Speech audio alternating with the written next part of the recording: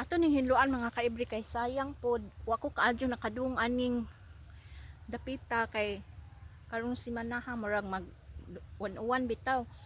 Pero karon mo hidong na ko kay medyo landong kay og dili pa ingon ani grabe pong inita kay wadya mo may sandung ana. So sayang man ring nangka. So ato aning gi kuan na iyang palibot para makaginhawa. Nana jud na mga kaibre. Bahino na naman nato atong adlaw. Dili ta maghuna-huna sa mga trabahoon para dili ta kapuyon. Maka-stress po nang sige taghuna-huna. Da moingon tago pa kun human adto. Ja naa na puy lain. So hait man, hait. Ato ra jud nang bahinon mga kaibre. Wa pa ko nahuman adtong na kanang kuan sa pikas sa mga daan. Buntag raman sa Diyo ang ikuan nato mga kaibre kay labi-labi mang inita pud adto og kanang palis na. Kay wa man mo lagi kasi ka sandungan. O na timano nato ni kay basig ka bunga ni makakaon na pud tag hinog. Ha? Kuan naman ni mga kaibre mubura. Kay grafted ra ni grafted ba? Grafted ni si Diyo. Naninit na mga kaibre. Wala ba ko kakao? Kaya abi ko uli mo. Guwa. Adlaw. Guwa man hinuon. Ah. Guwa.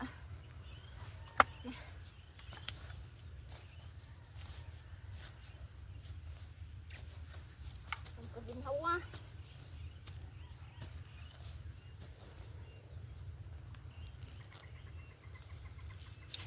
Palahon na lang ni mga kaibre. Ang aho ani, aho rang hinluan. Diya aho rang palahon para mabugwal. Mabugwal ni si Diya. Okay. Adyo gani kawali sila mamatay sa init. Kaya guban yung mga tanong patay. Uy, adyo may mahimo. Nag-uupod, mas stress pud tag huna-huna kay syempre palit baya jawa na limang pud katong inita naugad jud ag kanang mga tubig unang stress pud tag huna-huna ba kay sayang pero dili man kitay gabuot sa panahon. No ora may gabuot.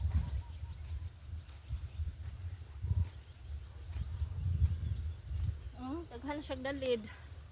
So ikaw kuan isutoy ramang ka. Base mabutangan na pud nato ni fertilizer kay uwan man. Sa init jud wa mi magbutang fertilizer kay init manggod ang kuan fertilizer.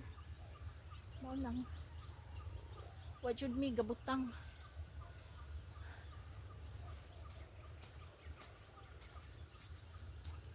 Madyo na laman ni nakaginhawa. Kaginhawa in taon. Kaginhawa in taon. Yapa.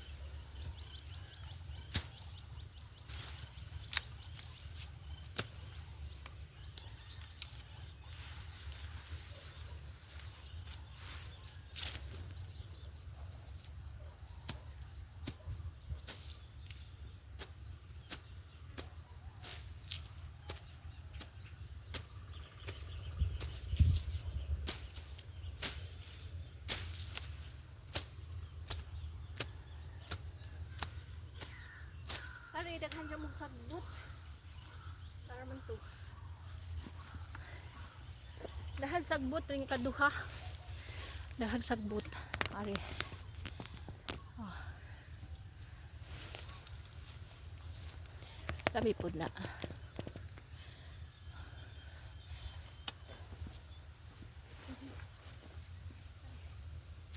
Dahil sagbot.